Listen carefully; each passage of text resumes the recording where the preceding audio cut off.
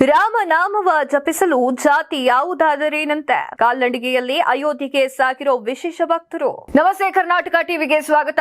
ನಾನು ಕಾವ್ಯ ಹೆಗಡೆ. 2024 ಜನವರಿ 22ರಂದು ರಾಮ ಮಂದಿರ ಉದ್ಘಾಟನಾ ಸಮಾರಂಭ ನಿಮಗೆಲ್ಲರಿಗೂ ಗೊತ್ತೇ ಇದೆ. ಮೋದಿಜಿ ಅವರು ಉದ್ಘಾಟನೆಯನ್ನ ಮಾಡಲಿದ್ದಾರೆ ಅನ್ನೋದು ಕೂಡ ಈಗ ಆಲ್ರೆಡಿ ನಿಮ್ಗೆ ಗೊತ್ತಿರೋ ವಿಚಾರವಾಗಿದೆ. ರಾಮನನ್ನ ನಂಬಿರುವಂತಹ ಭಕ್ತರು ಕಾಲ್ನಡಿಗೆಯಲ್ಲಿ ರಾಮ ಮಂದಿರಕ್ಕೆ ಅಂದ್ರೆ ಅಯೋಧ್ಯೆಗೆ ಬರ್ತಾ ಇರೋದು ಕೂಡ ಎಲ್ಲರಿಗೂ ಗೊತ್ತಿರೋ ವಿಚಾರವಾಗಿದೆ. ಆದ್ರೆ ನಾನ್ ತಂದಿರೋ ಸ್ಟೋರಿಯಲ್ಲಿ ಹಿಂದೂ ಅಲ್ಲ, ಮುಸ್ಲಿಂ ಯುವತಿಯೊಬ್ಬಳು ರಾಮನನ್ನ ನೋಡಲು ಅಯೋಧ್ಯೆಗೆ ಕಾಲ್ನಡಿಗೆಯಿಂದ ಬರ್ತಾ ಇದ್ದಾರೆ.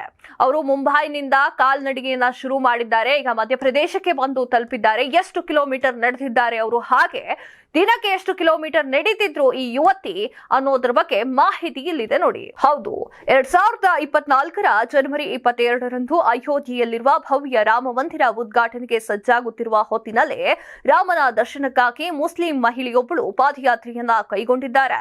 2024 ಜನವರಿ 22ರಂದು ಅಯೋಧ್ಯೆಯಲ್ಲಿ ಭವ್ಯ ರಾಮ ಮಂದಿರ ಉದ್ಘಾಟನೆಗೆ ಸಜ್ಜಾಗ್ತಾ ಇದೆ. ಇನ್ನು ವಿಶೇಷ ಏನಂದ್ರೆ, ಶಬ್ನಂ ಎಂಬ ಈ ಯುವತಿ ಮುಂಬೈನಿಂದ ಅಯೋಧ್ಯೆಯವರೆಗೆ 1425 ಕಿಲೋಮೀಟರ್ ದೂರವನ್ನ ಪಾದಯಾತ್ರೆಯ ಮುಖಾಂತರವೇ ರಾಮನ ದರ್ಶನಕ್ಕಾಗಿ ಬರ್ತಾ ಇದ್ದಾರೆ.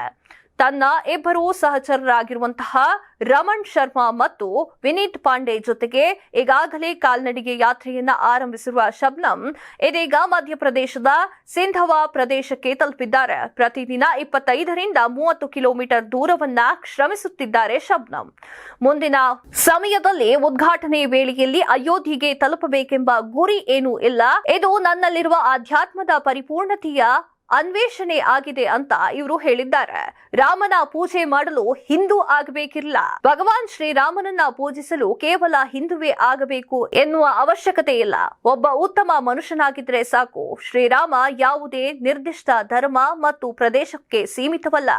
ಆತ ಎಲ್ಲರಿಗೂ ಸೇರಿದವನು. ನನ್ನ ಯಾತ್ರೆ ವೇಳೆ ಮುಸ್ಲಿಮರು ಕೂಡ ಜೈ ಶ್ರೀರಾಮ್ ಎಂದು ನನಗೆ ಬೆಂಬಲವನ್ನ ನೀಡಿದ್ದಾರೆ. ಈ ಯಾತ್ರೆ ಕೇವಲ ಪುರುಷರು ಮಾತ್ರ ಇಂಥ ಸುದೀರ್ಘ ಯಾತ್ರೆಯನ್ನ ಕೈಗೊಳ್ಳಬಹುದು ಎಂಬ ಅಪನಂಬಿಕೆಯನ್ನ ದೂರ ಮಾಡುವ ಉದ್ದೇಶಕ್ಕಾಗಿ ನಾನು ಯಾತ್ರೆಯನ್ನ ಕೈಗೊಂಡಿದ್ದೇನೆ ಎಂದು ಶಬ್ನಂ ಅವರು ಹೇಳಿದ್ದಾರೆ. ಶ್ರೀರಾಮನ ಮೇಲೆ ಅಪಾರ ಭಕ್ತಿ ಹೊಂದಿರುವ ಶಬ್ನಂ ಧರ್ಮವನ್ನ ಮೀರಿ ಸೌಹಾರ್ದತೆಯನ್ನ ಮೆರೆದು ಮಾದರಿಯಾಗಿದ್ದಾರೆ. ಆದಾಗ್ಯೂ ಶಬ್ನಂಗೆ ಸಾಮಾಜಿಕ ಜಾಲತಾಣದಲ್ಲಿ ಕೆಲವರು ವಿರೋಧವನ್ನ ವ್ಯಕ್ತಪಡಿಸಿದ್ದಾರೆ. ಇದೆಷ್ಟೋ ಈ ಹೊತ್ತಿನ ಸುದ್ದಿ. ಮತ್ತಷ್ಟು ಸುದ್ದಿಗಳಿಗಾಗಿ ನೋಡ್ತಾ ಇರಿ ಕರ್ನಾಟಕ ಟಿವಿ. ಇದು ಕನ್ನಡಿಗರ ಧ್ವನಿ. ಈ ಭೂಮಿ ಮೇಲೆ ತಾನಷ್ಟೇ ಉದ್ಧಾರ ಆದ್ರೆ ಸಾಕು, ಬೇರೆಯವ್ರನ್ನ ಬೆಳೆಸೋ ಉಸಾಬರಿ ನಮ್ಗ್ಯಾಕೆ ಅನ್ನೋರ್ ಸಂಖ್ಯೆನೇ ಜಾಸ್ತಿ. ಆದ್ರೆ ಕೆಲವರು ಮಾತ್ರ ತಾನು ಬೆಳೆಯೋದ್ರ ಜೊತೆಗೆ ತನ್ನವರನ್ನು ಕೂಡ ಬೆಳೆಸ್ತಾರೆ. ತಮಗಿಂತ ಎತ್ತರಕ್ಕೆ ಬೆಳೆಯೋಕೆ ಬೆಳಕಾಗ್ತಾರೆ. ಸಾಧಿಸುವ ಗುರಿ ಇದ್ದವ್ರಿಗೆ ದಾರಿದೀಪ ಆಗ್ತಾರೆ. ಇದೀಗ ನಾನು ಇತರರ ಭವಿಷ್ಯಕ್ಕೆ ಬೆಳಕಾಗುವವರ ಸಂದರ್ಶನ ಮಾಡಲು ಹೊರಟಿದ್ದಾನೆ. ಮಿಸ್ ಮಾಡದೆ ನೋಡಿ ಕರ್ನಾಟಕ ಟಿವಿ ದಾರಿದೀಪ.